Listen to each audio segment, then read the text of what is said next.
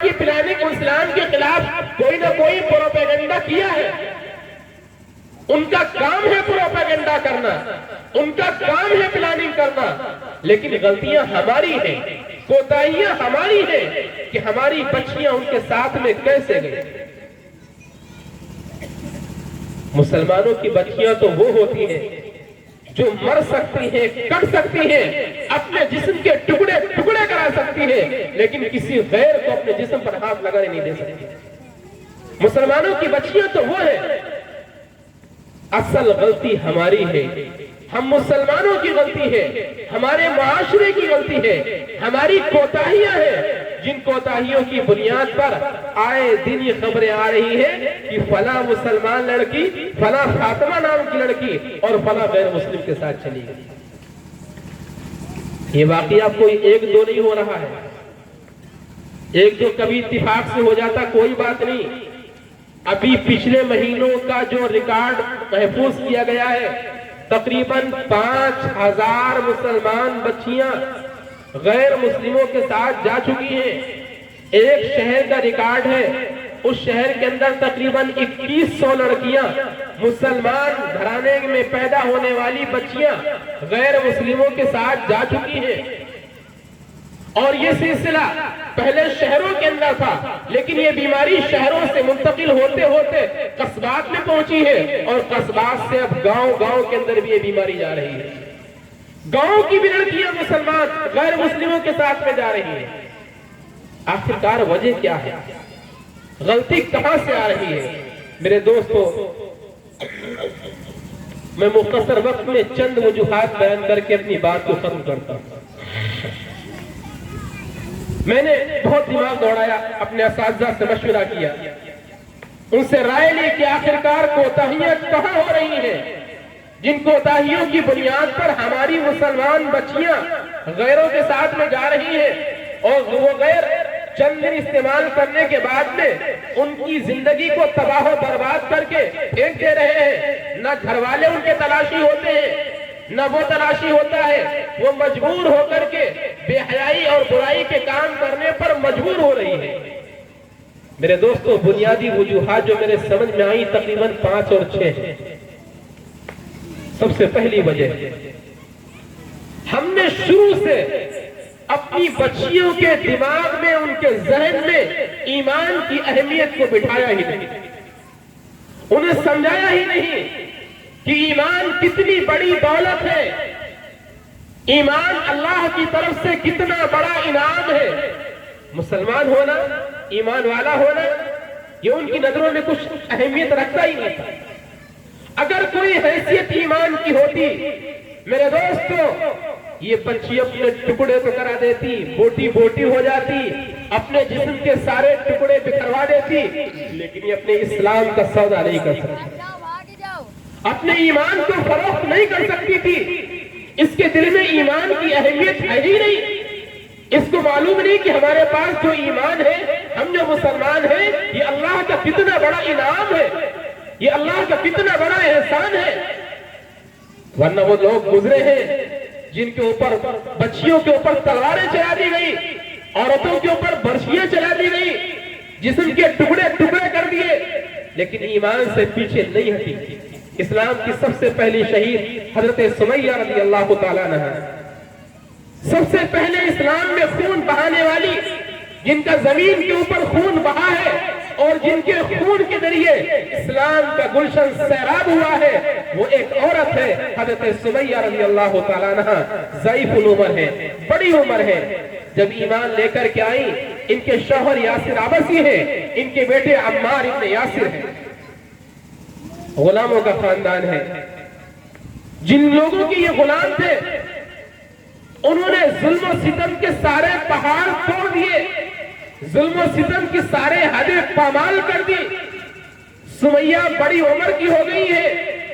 جو ان کا مالک ہے، جو ان کا آقا ہے، وہ گردن کے اندر زنجیر ڈالتا ہے، ہاتھ میں ہتھکڑیاں ڈالتا ہے، پیر کے اندر بیڑیاں ڈالتا ہے، اور مکہ کی چلاتی ہوئی دھوپ کے اندر کھڑا کر دیتا ہے. آپ کو معلوم ہے مکہ کے اندر دھوپ کیسی ہوتی ہے؟ میرے دوستوں، جن کو جانے کا اتفاق ہوا ہے، اسے معلوم کرنا، 54 کا 55 کا ٹمپریچر ہوتا ہے. यहाँ 40 और 41 का टेम्परेचर होता है। आप धूप के अंदर आपके लिए निकलना मुश्किल होता है। मक्का के अंदर 54 का 55 का टेम्परेचर होता है, यानी आसमान से आग निकलती है, आप थोड़ी दूर पैदल नहीं चल सकते हैं। ऐसी शदीद धूप के अंदर इस ज़ईफ़ुल उम्र सुमैया को पैरों में बेड़ियां डाल के, हाथ में हथकड़ियां डाल करके, गले में जंजीर डाल करके खड़ा कर दिया जा रहा है। पूरे दिन हजरत सुमैया तपती हुई रेत के ऊपर, तपती हुई चट्टानों के ऊपर खड़ी रहती है। सामने शौहर बंधा हुआ है, सामने बेटा बंधा हुआ है, वो चीख रहा है, वो भी चीख रहा है। फरमाइश क्या है? फरमाइश सिर्फ इतनी है कि अपने इस्लाम को छोड़ दो, इस्लाम को छोड़ दो, ईमान का सौदा कर लो। ईमान का सौदा कर लोगी, तुम्हारे पैर से बेड़ियां हटा दी जाएंगी, तुम्हारे हाथों से हथकड़ियां उतार दी जाएगी, तुम्हारे गले से जंजीर खोल दी जाएगी। लेकिन सुमैया क्या कहती है? ठीक है, मेरी उम्र बहुत ज्यादा हो गई है, मैं चलने के लायक नहीं हूं, मेरे जिस्म के टुकड़े टुकड़े कर दो। ये तो मक्के की धूप है, तुम मक्के की धूप में आग जलाओ और उस आग के अंदर मुझे डाल दो, लेकिन मैं अपने ईमान से एक कदम पीछे नहीं हट सकती। कितना शदीद जुल्म सितम हो रहा है। अल्लाह के प्यारे हबीब, हम सब के आका अहमद मुश्तबा मोहम्मद मुस्तफा सल्लल्लाहु अलैहि वसल्लम एक मर्तबा गुजरे हजरत सुमैया के पास से। देखा सुमैया के शौहर यासिर आपसी जंजीरों में बंधे हुए हैं। सुमैया के बेटे हजरत अम्मार दूसरी जंजीर के अंदर बंधे हुए हैं। इधर सुमैया के पैरों में बेड़ियां हैं, हाथ में हथकड़ियां हैं, वो धूप के अंदर पड़ी हुई है, बिलख रहे हैं, तड़प रहे हैं। अल्लाह के नबी अलैहिस्सलातु वस्सलाम की आंखों में आंसू आ गए, आप रोने लगे और फरमाए, या आले आसिर फस्बिर, ऐ यासिर के घर वालों सब्र करो, सब्र करो, जन्नत तुम्हारा इंतजार कर रही है, जन्नत के हूरों गिलमान तुम्हारा इंतजार कर रहे हैं। आखिरकार वो वक्त आ गया। एक दिन अबू जहल आया सुमैया के घर पे। सुमैया पूरा दिन धूप के अंदर खड़ी होकर के आई थी, शाम के वक्त ढाल होकर जमीन पे पड़ी हुई थी। अबू जहल आ गया। अबू जहल ने कहा, सुमैया ईमान छोड़ना या नहीं छोड़ना, आज आखिरी मरहला है। सुमैया ने कहा, आखिरी मरहला? ये तो मरहला रोजाना होता है, सुबह के वक्त ले जाया जाता है, शाम के वक्त धूप दिखा करके यहाँ डाल दिया जाता है, तुझे क्या करना है? कहा सुमैया, नहीं, आज धूप नहीं दिखाई जाएगी, आज जंजीरें नहीं पहनाई जाएगी, आज बेड़ियों में जकड़ा नहीं जाएगा। ऐ सुमैया, आज तेरी जिंदगी का आखिरी दिन है, या तुझे जिंदा रहना है, इज्जत के साथ जिंदा रहना है, और अगर तुझे ईमान नहीं छोड़ना है तो आज तेरी मौत है। सुमैया मुस्कुराने लगी, हंसने लगी, मुस्कुराने लगी। लगता है मंजिल करीब आ गई है, मंजिल करीब आ गई है। अबू जहल, ईमान का सौदा तो नहीं हो सकता है, ये बूढ़ा जिस्म हाजिर है, ये ज़ईफ़ुल उम्र जिस्म हाजिर है, तुझे जो करना है कर डाल। अबू जहल ने मारना शुरू किया, जख्म छलनी हो रहा है पूरा जिस्म, मारते मारते पूरा जिस्म खून से लहूलुहान हो गया। लेकिन सुमैया की जबान पे एक ही लफ्ज है, नहीं, ईमान तो नहीं, सौदा नहीं हो सकता ईमान का। अबू जहल गुस्से के अंदर आया, बर्छी को उठाया और सुमैया के नाजुक हिस्से पे मारा, वहीं पर गिरी और शहीद हो गई। लेकिन मेरे दोस्त को इस बहन ने, इस मां ने अपने ईमान का सौदा नहीं किया। इसके दिल में ईमान की अहमियत थी, इसके दिल में ईमान की अहमियत थी कि ईमान बहुत बड़ी दौलत है।